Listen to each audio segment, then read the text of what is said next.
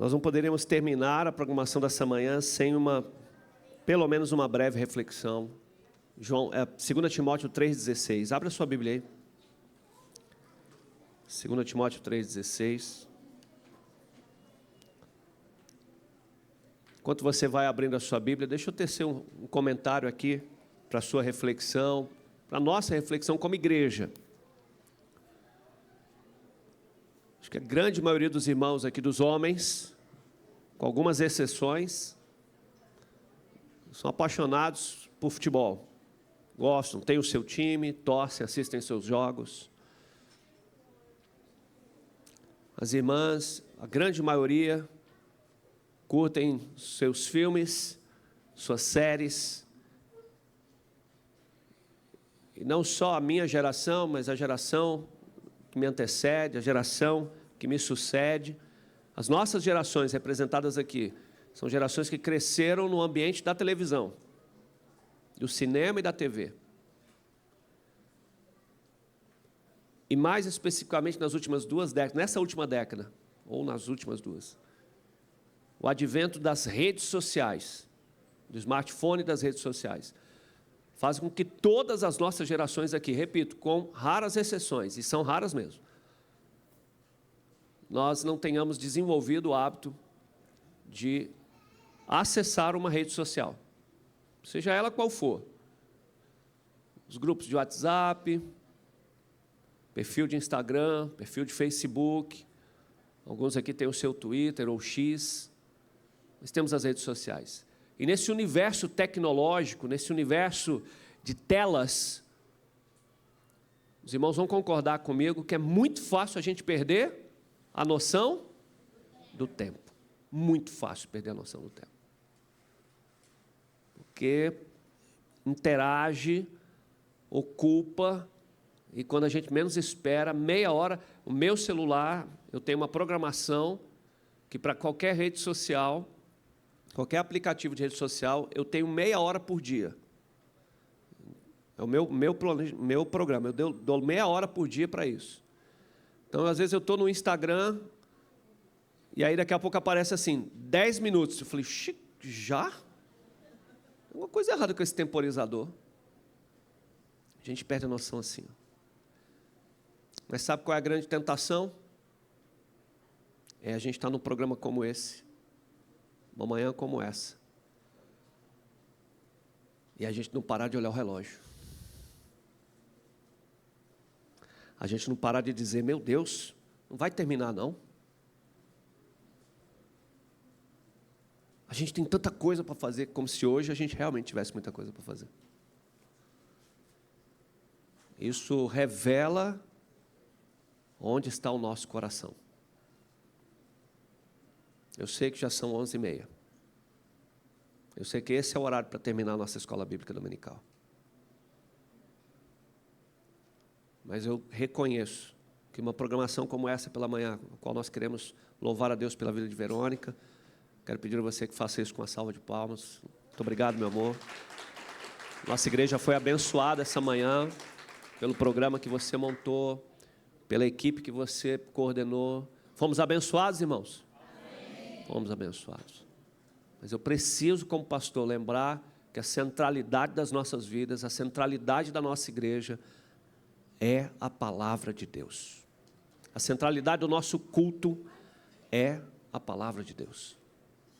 Então me perdoem, os irmãos mais velhos, acostumados com uma tradição que diz que tudo tem hora para fazer, tudo tem hora para começar, tudo tem hora para terminar, exceto o jogo de futebol, exceto o jogo do tabuleiro, exceto o tempo que você passa no seu WhatsApp, no seu grupo, mandando seus bons dias, boa tarde, boa noite. Mas tudo tem hora para começar e tudo tem hora para terminar. Me perdoe, os irmãos.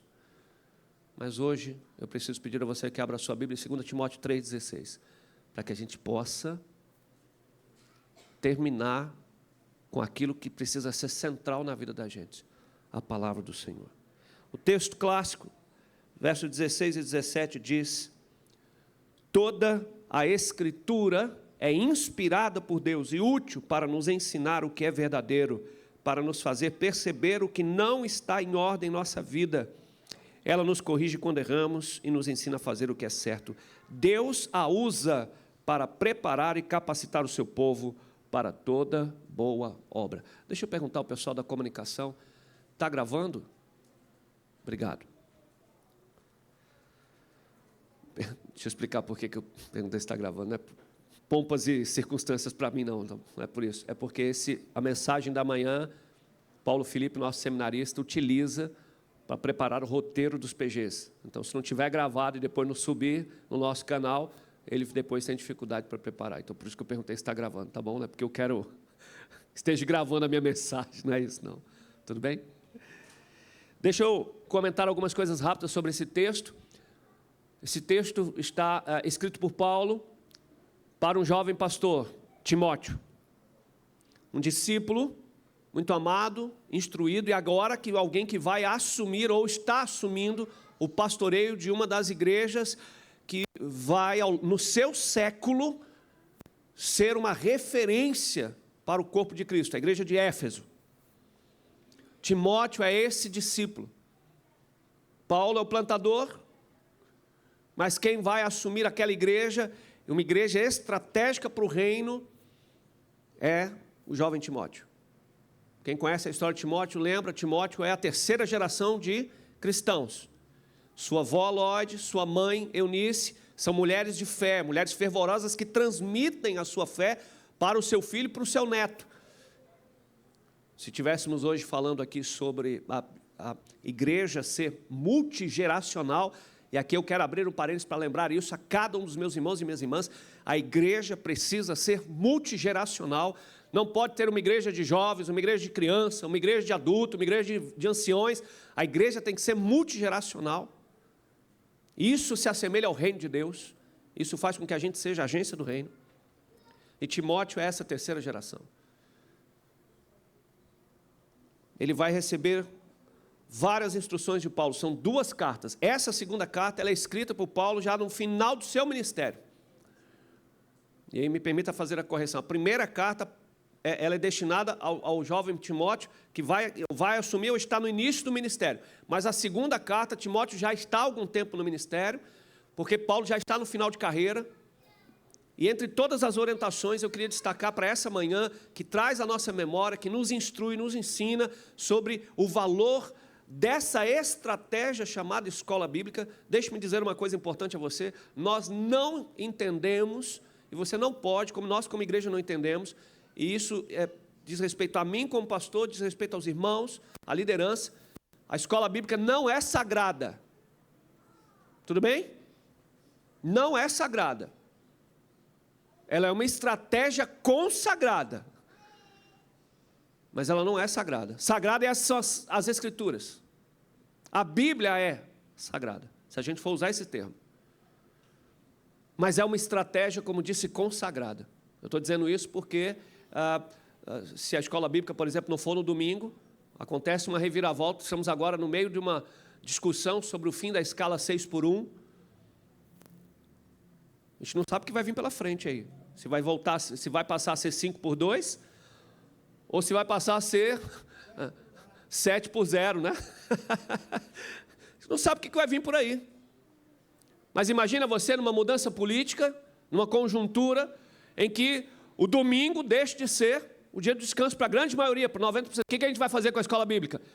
Se a grande maioria dos irmãos aqui estivessem no trabalho, como é que faríamos? Como Aparecida, a cidade Aparecida do Norte, aqui do nosso lado.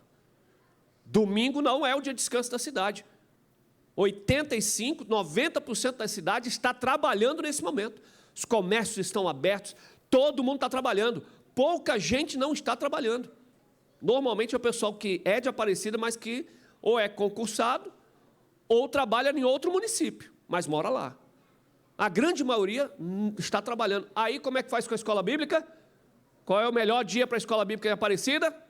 Segunda-feira. Paz, meus irmãos. Segunda-feira é o melhor dia. Mas não pode ter a escola bíblica na segunda, porque a escola bíblica é que dia? E que hora? Está entendendo?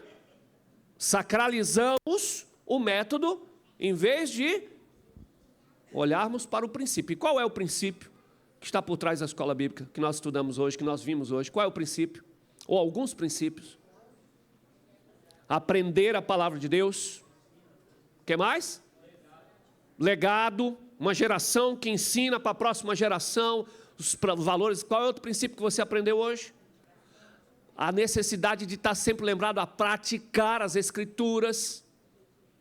Aprender a obedecer. Palavra de Deus como centro da igreja, como essência para a nossa vida, como fundamento da vida, como fundamento da vida cristã. Não é verdade? Esse é o princípio. E a gente precisa ser lembrado semanalmente para isso, se lembrar das nossas famílias focados nisso. Fazemos no domingo porque é o dia em que a grande maioria de nós, a grande maioria, mas não todos, a grande maioria de nós consegue fazer o esforço e precisa fazer, o sacrifício precisa fazer para nos reunirmos e estudarmos a Bíblia juntos. Então deixe-me trazer uma palavra de esperança, uma palavra de ânimo, de exortação. Vamos corrigir no português, exortar não é admoestar. A palavra de exortação quer dizer trazer para o alto, animar. Admoestar é puxar a orelha, é corrigir. Minha palavra nessa manhã tem como objetivo exortar a igreja a que cada família aqui, cada membro de nossa igreja, sejamos a igreja da Bíblia, o povo da Bíblia, a família da Bíblia. Esse texto nos diz que toda a Escritura é inspirada por Deus. Não quero entrar nas questões teológicas, elas são importantes, têm o seu lugar. Mas nessa manhã eu quero te lembrar que ao afirmar, quando a própria Bíblia afirma que ela é inspirada por Deus, a Bíblia está nos dizendo, Deus está dizendo, eu quero falar com você. A Bíblia está dizendo que Deus fala conosco. A Bíblia está dizendo que Deus não é um Deus distante. Ora, se toda a Escritura é inspirada por Deus, o que significa dizer que ela, como fiel registro da revelação de Deus, ela está em linguagem humana, ela está acessível em nossas mãos. Se a Bíblia tem todas essas características, para que qualquer um de nós, grandes e pequenos, possamos acessá-la, ler, entender, estudar, significa dizer que Deus está nos afirmando que Ele é acessível. Deus é acessível. Que a sua vontade pode ser conhecida. Quando a Bíblia diz que toda a Escritura é inspirada por Deus, quando lemos isso, está dizendo que Ele fala com a gente porque Ele nos ama. Porque quem não ama, qual que é o oposto do amor? Não é o ódio. É a indiferença. Há quem diga que o ódio é um amor às avessas. Mas o ódio implica, de certa forma, um sentimento em favor do outro, ainda que contrário, no sentido de repulsa. Mas há um sentimento. Mas amar, a indiferença, é quando você abre mão. Abre mão. É indiferente. Você não... Irmãos, preste atenção, olhe para a sua Bíblia. Deus revelou, Deus registrou, porque Ele nos ama. A Bíblia é testemunho de amor, de um Deus que ama. Por isso Ele fala, por isso Ele revela, por isso Ele se comunica, porque Ele te ama. Trate a sua Bíblia não como um livro de leis, embora ela tenha leis. Não como um livro de história, embora ela traga história. Não como um livro de mandamentos, embora ela contenha os mandamentos. Não como um livro de regras, embora ela traga regras. Não como apenas um livro de moral, de ética, embora tudo isso esteja lá.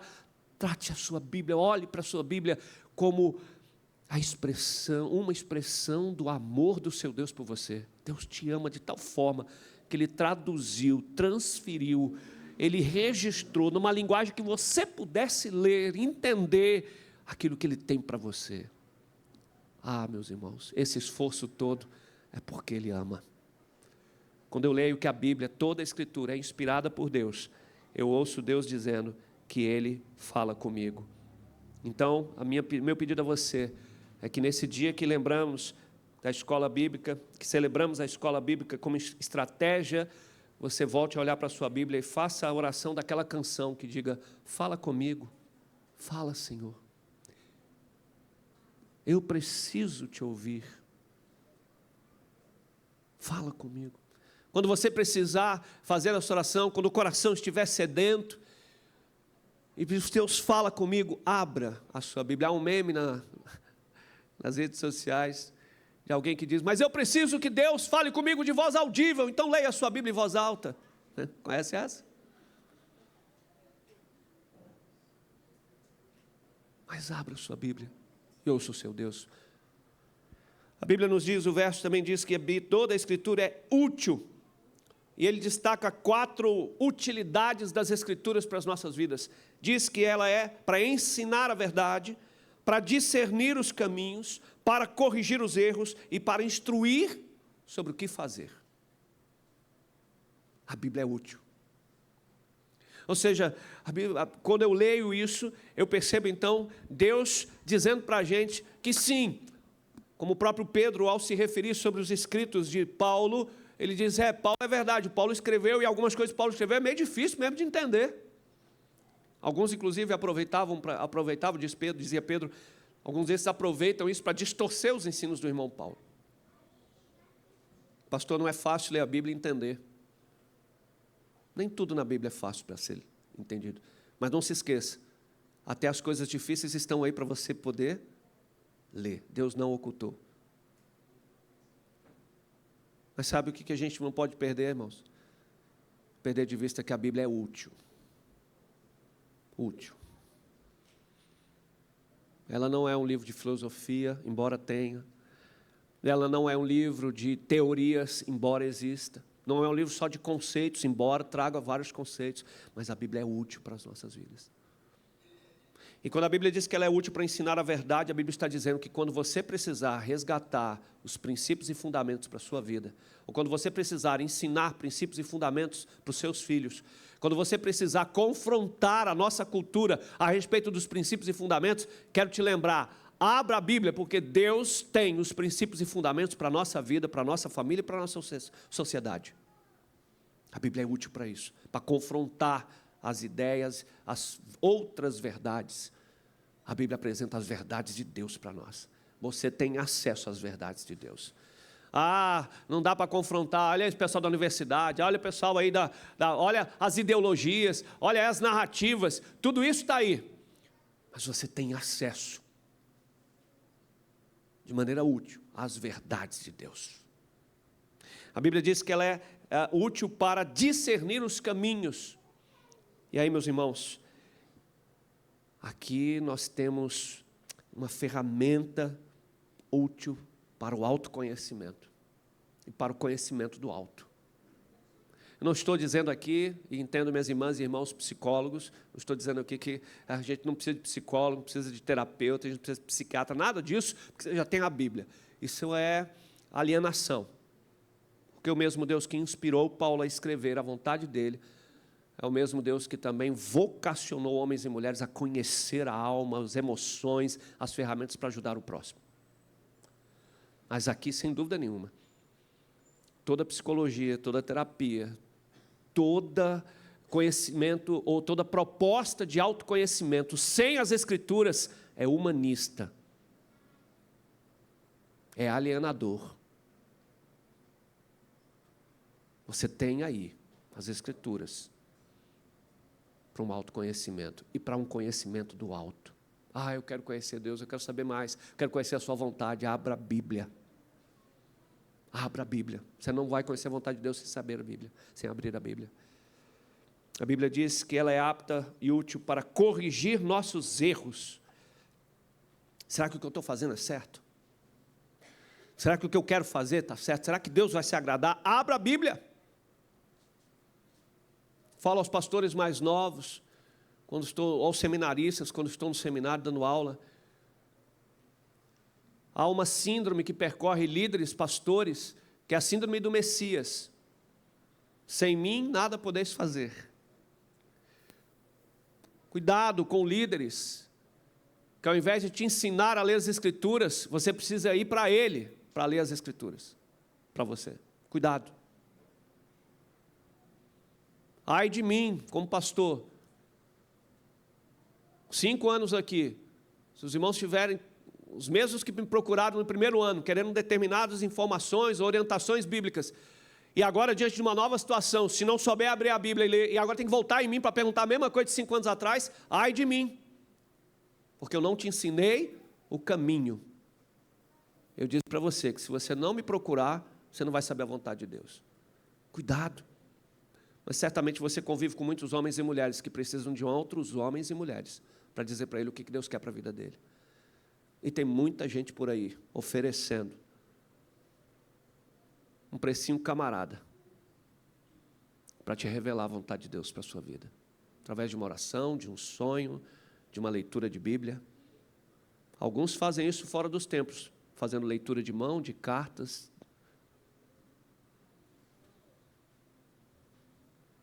Muda o lugar, mas não muda o misticismo. Você tem, de maneira acessível, um manual para discernir se o que você está fazendo é certo ou errado. Para te corrigir, te confrontar. E por fim, a Bíblia diz que ela é útil para instruir sobre o que fazer. Sabe o que quer dizer isso? É o fim do sentimento de estar perdido. Eu não sei para onde eu estou indo. Minha vida não tem mais propósito. Abra a Bíblia. Abra a Bíblia, leia. Se alimente. Como disse o anjo do Senhor a Jeremias, como um rolo, como um favo de mel, mastigue, engula isso. Engole as Escrituras, coma isso. Se devore as Escrituras, porque ela é apta para te revelar os propósitos de Deus para a sua vida. De maneira que você não vai ficar mais perdido, você não vai ficar mais sem saber para que eu estou nesse mundo, qual a razão. Procure, devore as Escrituras. Ela é útil. Mas sabe, no meio dessa utilidade toda, o que eu ouço Deus dizendo para a gente? Que a gente não está sozinho. Ele está dizendo, eu conheço as tuas angústias, eu conheço os teus caminhos, eu conheço os teus descaminhos, eu sei, e eu não te deixei órfão, eu não te deixei sozinho. Está aí a minha palavra, está aí a minha voz, está aí a minha vontade para você, está aí o meu consolo, está aí o meu conforto, está aí a minha instrução, está aí a minha resposta, está na sua mão, leia, volte nela quantas vezes você quiser. Eu ouço Deus dizendo, vocês não precisam mais andar perdidos. Eu ouço Deus dizendo, eu cuido de você, nos mínimos detalhes da sua vida, em todas as áreas da sua vida, para todas as áreas da sua vida, eu tenho uma palavra minha para você. Então, quando nós ouçamos Deus, quando você olhar para as Escrituras, ouça Deus dizendo, eu te amo, eu cuido de você, estou preocupado com os detalhes da sua vida. Deus não está alheio, ou só se preocupa com as coisas grandes. Deus tem coisas maiores para se preocupar do que com minha rotina. Não, Deus tem coisas maiores do que nós, mas não é maior do que Ele. E dentro da sua eterna e infinita sabedoria, Ele reservou espaço para os detalhes da sua vida, para a sua rotina, para a minha rotina, para as coisas que a gente considera insignificante. Deus reservou a palavra dEle para conversar sobre as coisas insignificantes da nossa vida. Abra a Bíblia que você vai ver sobre isso. Eclesiastes, uma conversa sobre os desvaneios da vida, uma conversa de Deus com a gente sobre isso. Por fim, mas não menos importante, a Bíblia, verso 17 diz que Deus a usa para o preparo e para a nossa capacitação. Você consegue ouvir Deus dizendo isso? Que Ele te ama, por isso Ele fala com a gente, fala com você. Que Ele cuida de você nos detalhes, está contigo em todos os detalhes da sua vida. Todos os dias, na rotina, nas coisas ordinárias, nas coisas extraordinárias. Deus é com você. A palavra dEle está contigo. Mas Ele também está dizendo que você não vai ser mais a mesma pessoa. Ele está dizendo que vai te preparar. Ele está dizendo que vai te capacitar. Clama a mim e responder-te-ei, e anunciar-te-ei coisas grandes e ocultas, que ainda não sabes. Sabe quando essa hora chegar? Quando o que está diante da gente é desconhecido, quando a situação que está diante da gente, a gente não sabe para onde ir. A Bíblia está dizendo, a Bíblia revela a voz de Deus dizendo, eu estou contigo, eu vou cuidar disso, mas deixa eu te guiar para um lugar diferente e melhor. Eu quero preparar você, eu estou te preparando, estou te aperfeiçoando. Ou seja, Deus não está só garantindo a presença dEle, Deus não só está garantindo conversar sobre as coisas do dia a dia e deixar, vamos lá, Deus está dizendo que Ele está guiando a gente para um lugar melhor, para um momento melhor. E Ele ainda está garantindo, que você pode ficar despreocupado, que Ele vai te capacitar. A palavra do Senhor revela Deus de maneira pessoal, de maneira intimista, mas de maneira extraordinária, para aquilo que o olho não viu, para aquilo que o ouvido não ouviu, para aquilo que a mente humana jamais imaginou, é aquilo que Deus tem preparado para os seus. Deixa a Bíblia falar com você. Que ao nós, por isso quero reforçar, nós precisamos ser o povo da Bíblia. Mas só tem a ver com conhecimento. Não tem a ver só com literatura. Não tem a ver só com um livro. Tem a ver com isso que ele representa. O amor, o cuidado e o extraordinário de Deus para as nossas vidas. Abra a Bíblia. Deixa Deus falar com você. Ouça o Senhor. Se alimente disso. Deixa Ele te guiar pelo inimaginável, pelo desconhecido, na certeza que Ele vai te preparar. Ele está te preparando e Ele vai te capacitar. Está tudo aqui. Amém? Quero orar com você, para que essa manhã fique registrado na nossa história, como igreja, de que é por isso que nós somos chamados para sermos o povo da Bíblia, amados, cuidados e guiados por Deus. Senhor Jesus, muito obrigado. Muito obrigado, ó Deus, porque muito antes da palavra se fazer carne e habitar entre nós, ela já se manifestava, falando através de homens escolhidos pelo Senhor para revelar a sua vontade, sua presença, seu cuidado e os seus caminhos para aqueles que, pela fé, te obedecem, te servem, te seguem. Então nós te louvamos, ó Pai. Te louvamos por ser esse Deus que se revela a nós como aquele que não é indiferente, mas aquele que é relacional. Obrigado porque a Tua palavra nos revela Tua presença, Teu amor conosco todos os dias e em todas as circunstâncias. Te louvamos por isso. Pai, que a Tua palavra encontre em nós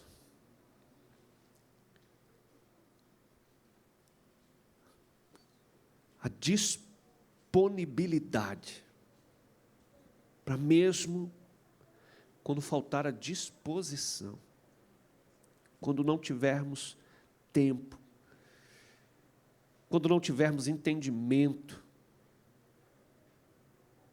mas nós não negociemos esse princípio de abrirmos as Escrituras e ouvirmos o Senhor. E assim o Senhor continue falando conosco. Assim o Senhor continue nos instruindo, nos corrigindo, nos capacitando, nos preparando. Que o Senhor nos encontre fiéis e sinceros à sua palavra todos os dias.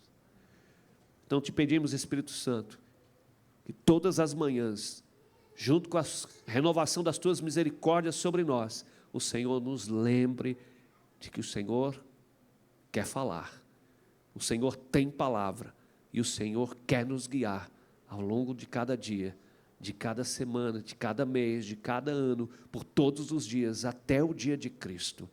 Muito obrigado, Senhor, pela sua palavra. Muito obrigado pela estratégia da escola bíblica que nos tem capacitado, tem nos instruído, tem nos ensinado a sua palavra. Muito obrigado por cada homem, cada mulher, cada professor que tem sido instrumento do Senhor, para que nós estejamos, ó Deus, sendo alimentados, conectados com as tuas verdades nas Escrituras. Que o Senhor, repito, Pai, que o Senhor nos encontre fiéis e sinceros até o dia de Cristo. Nossa gratidão, no nome de Jesus. Amém? Meus queridos, que o seu almoço seja completo, não só com os ingredientes daquilo que você vai comer com a sua família, mas com a palavra do Senhor à mesa e com a sua oração. Que Deus te abençoe. Um bom almoço. Está faltando alguma coisa? Meus irmãos, eu tinha preparado aqui para a gente fazer um círculo e terminar orando, só que o pastor já orou, porque vocês passaram pelo ambiente da oração e cada um fez a sua gratidão e a sua oração. Porque o que a gente ia fazer? Cada um vai levar o pedido e oração de alguém para poder estar orando. Então, como o pastor já orou, eu vou pedir a tia Amália para estar ali na porta, aí vai pegando o pedido, vocês podem levar para casa e vamos lembrar de orar uns pelos outros. Deus